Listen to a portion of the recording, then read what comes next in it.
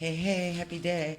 I see how crazy I look. I was on the beach this morning. The wind was blowing. So there we go. Sorry, I don't have time to stop and look in the mirror very often. This is sometimes the first time I get to see myself in any given day. So we let it go.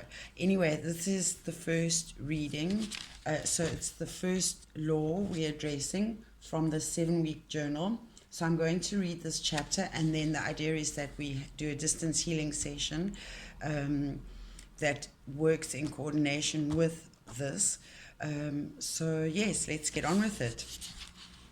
So the book again is The 7 Spiritual Laws of Success by Deepak Chopra, and the first law is that of pure potentiality. And it starts with a quote. In the beginning, there was neither existence nor non-existence. All this world was unmanifest energy. And that comes from the hymn of creation, which is the Rig Veda. So the first spiritual law of success, the law of pure potentiality, says that our essential state is one of pure potentiality. Pure potentiality is pure consciousness. It is the field of all possibilities and infinite creativity. Our physical body and the physical universe, everything in the material world, comes from the same place, a field of silent, unmoving awareness from which anything is possible. There is no separation between this field of energy and our spiritual essence, our self. This field is our own self. And when we know that our essential nature is one of pure potentiality, we align with the power that manifests everything in the universe. Knowing who we really are gives us the ability to fulfill any dream we have, because the same field that nature uses to create a forest, a galaxy, or a human body can also bring about the fulfillment of our desires. Anything is possible in the field of pure potentiality, because this field is where the source of all power, all intelligence, and infinite organizing ability. Therefore, success in life depends on knowing who we really are.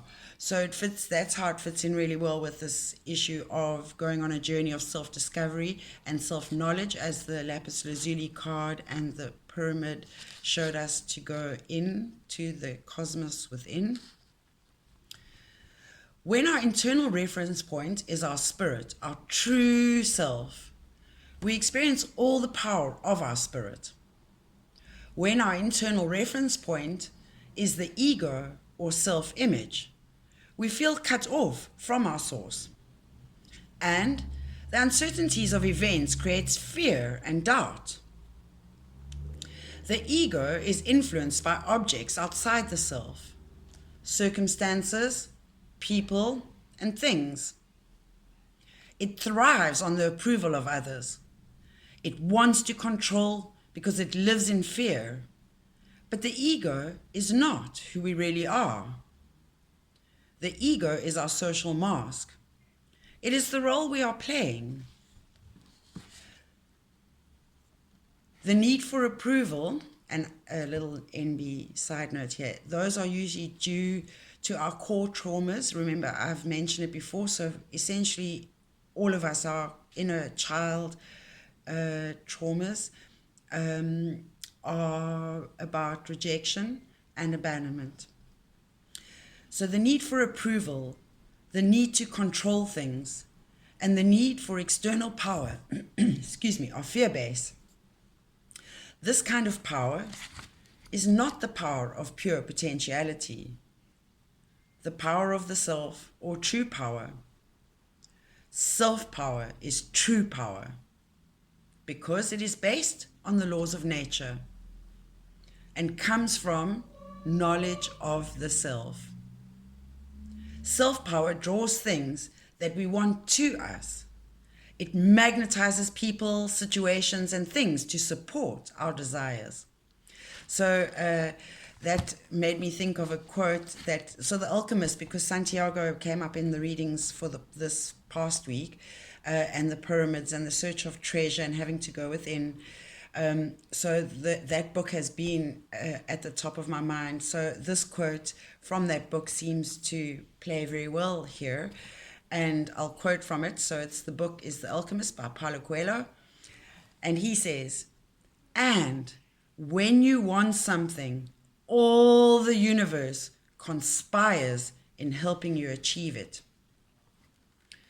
So I'll go back to reading the book. The support from the laws of nature is a state of grace. When we are in harmony with nature, we create a bond between our own desires and the power to make these desires materialize. So here is another little quote from that book that seemed to be appropriate at this time. So Santiago is the main character. He says, "What is the world's greatest lie?" the little boy asked. The old man replied, "It is this: that at a certain point in our lives, we lose control of what's happening to us and our lives and become controlled by fate."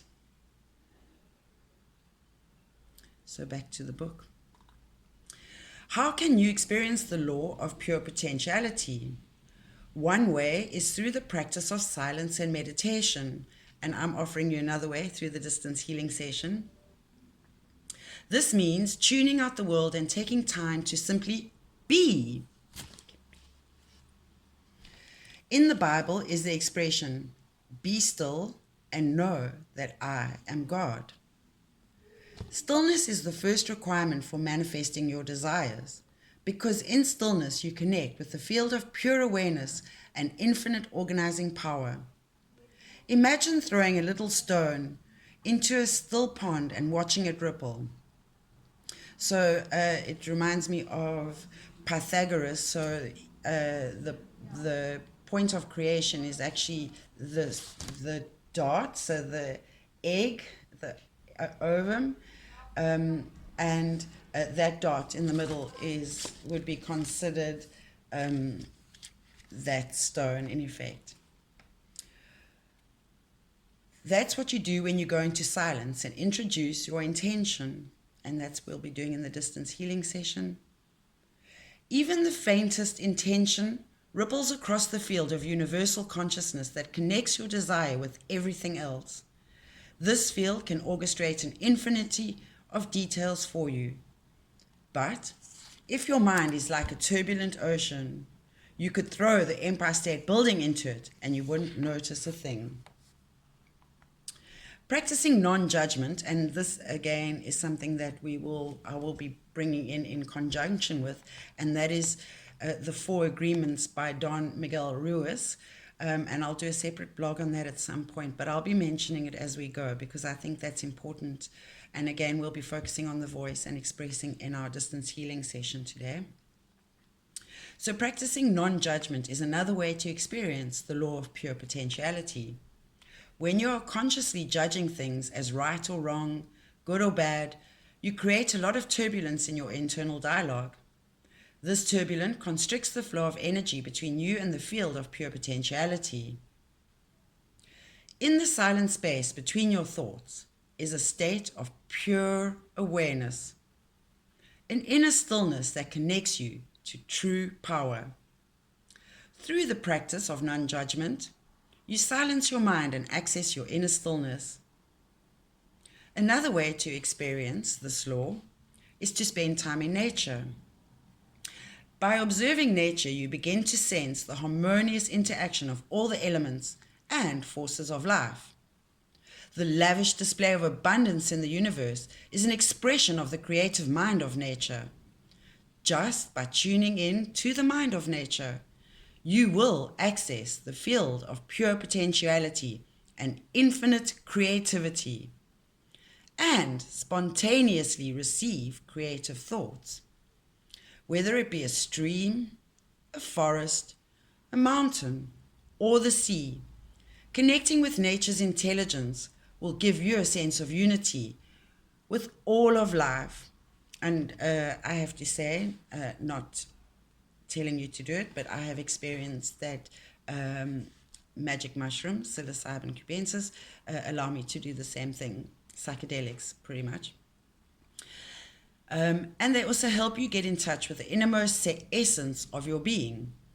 This essence is full of magic and mystery. It is fearless, it is free.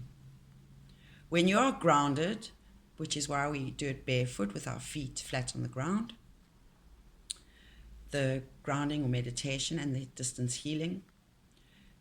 When you are grounded in the knowledge of your true self, you never feel fearful. You never feel fearful or insecure about money or fulfilling your desires.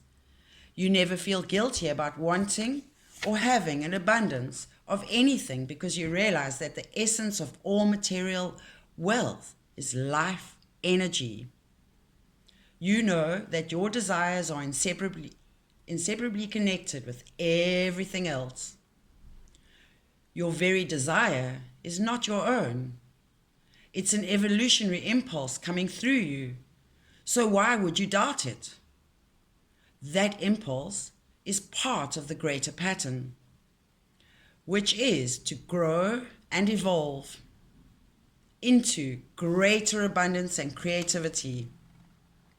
This law says that you are consciousness itself, both as it manifests in the material world and as it lies unmanifest in your being.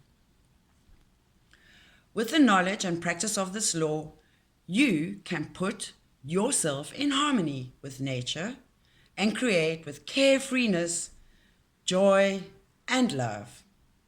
Wherever you go in the midst of activity, carry your stillness within you. When the chaotic activity around you, then the chaotic activity around you will never overshadow your access to the field of pure potentiality. To experience this law, so a little homework, take time each day to be silent, to connect with your spirit, to just be. Practice non-judgment, and this is why I'm going to do the 4 agreements to help you with your homework. Begin each day declaring your truth, and again we'll use the 4 agreements, so I'll add that in as we go. And then the third bit of exercise homework that we can take into our lives is commune with nature. Silently observe the intelligence within everything. Watch a sunset. Listen to the sound of the ocean. Some music. The laughter of children. Birds singing. Crickets chirping. Dogs barking. Or simply smell the scent of a flower. Or a delicious meal. Coffee, some essential oils like my COVID bath blend or my Blossom bath blends, available at a Zico local in Salt Rock or nationwide in South Africa via my website.